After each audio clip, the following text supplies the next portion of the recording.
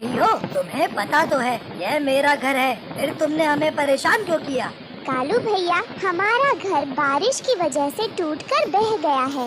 मैंने अपने बच्चों को किसी तरह बारिश के पानी से बहने से बचाया है। कालू भैया, मैं आपसे विनती करती हूँ, बारिश रुकने तक आप अपने घर के अंदर मुझे और मेरे बच्चों को आने दें। आपकी बड़ी मेहरबानी होगी। तभी रानो चिड़िया के बच्चे भोले से मुंह से कालू कौवा से कहने लगते हैं, प्लीज कालू अंकल, प्लीज हमें घर के अंदर आने दे। बारिश रुकते ही हम सब यहाँ से चले जाएंगे अंकल। उन बच्चों के मुंह से अंकल सुनकर कालू कौवा का दिल पिघल गया। रानो चिड़िया, तुम जानती हो तुम्हारे बच्चे बहुत प्यारे हैं। इन्होंने मेरा दिल जीत लिया। आज तक मुझे किसी ने अंकल कहकर नहीं बुलाया, पर आज तुम्हारे बच्चों ने मुझे इतने प्यार से अंकल बोला, मैं इन्हें मना भी नहीं कर सकता। ऐसा करो रानो चिड़िया, तुम अपने बच्चों को लेकर जल्दी से घर के अंदर आ जाओ। ये सुनकर रानो चिड़िया बहुत खुश हो जाती है और अपने बच्चों को लेकर कालू के घर के अंदर आ जाती है। तभी कालू की पत्नी गोरी रानो और उसके बच्चों को देख आग बबूला हो जाती है। रानो चिड़िया, ये हमारा घर है, कोई धर्मशाला नहीं जो जब चाहे मुंह उठाकर चली आई। चलो भागो यहाँ से, वरना तेरी और तेरे बच्चों की ऐसी हालात करूँगी कि जिंदगी भर याद रखेगी। गौरी ने रानो और उसके बच्चों को अपने घर से भगा दिया।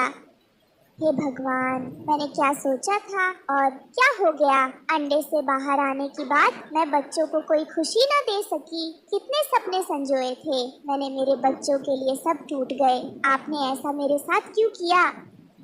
तभी उसके बच्चे भूख से तड़पने लगते हैं। मम्मा मम्मा, मुझे बहुत जोरों से भूख लगी है, कुछ खाने को दो ना।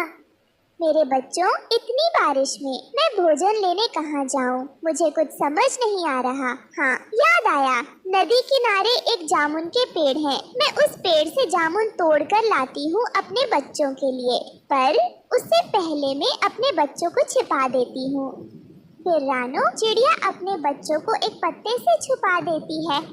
बच्चों, जब तक मैं वापस ना आ जाऊं, आप इस पत्ते के नीचे छिप कर रहना, बाहर मत निकलना, बाहर बहुत खतरा है।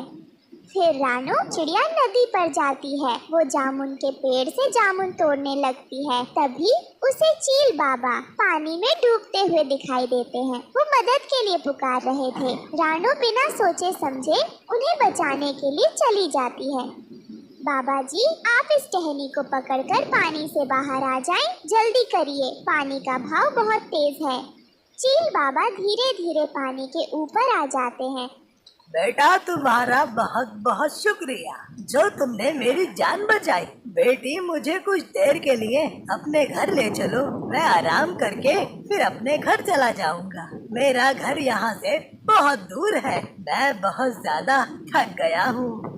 तभी रानो चिड़िया उदास मन से कहती है, क्षमा करें बाबा जी, मेरा अपना कोई घर नहीं है। बारिश की वजह से मेरा घर टूटकर पानी में बह गया और मैं अपने बच्चों के साथ बेघर हो गई हूँ। बेटी, तुमने अपनी जान पर खेलकर मेरी जान बचाई है, इसलिए मैं तुम्हें कुछ देना चाहता हूँ। ये लो बेटा। ये क्या है बाबा जी। चिड़िया बेटी, ये जादुई अंडा है, इसे गीली मिट्टी में दबा देना और कुछ ही मिनटों में तुम्हारा अंडे का विशाल घर बनकर तैयार हो जाएगा। फिर तुम उसमें अपने बच्चों के साथ खुशी खुशी रहना।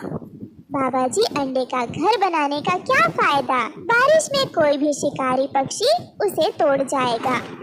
नहीं बेटी, इस जादुई अंडे से बना घर लोहे से भी मजबूत होगा। इस जादुई अंडे घर पर किसी भी हमले का असर नहीं होगा। तुम मुझ पर भरोसा रखो और जैसा मैंने कहा है वैसा ही करो। बाबा जी, आपका बहुत बहुत धन्यवाद, आपने मेरी बहुत बड़ी परेशानी दूर कर दी।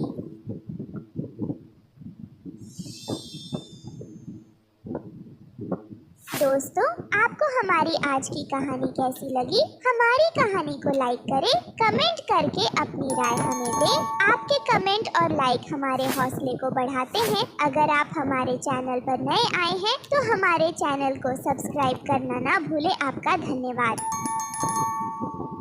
रानो चिड़िया भोजन की तलाश में जंगल में बैठी हुई थी और बारिश भी बहुत तेज हो रही थी। तभी रानो की नजर काली काली एक चीज पर पड़ती है। जब रानो उस काली सी चीज के पास आती है तो देखती है कि वो तो एक कौवा था जो कि घायल अवस्था में पेड़ से बंधा हुआ था।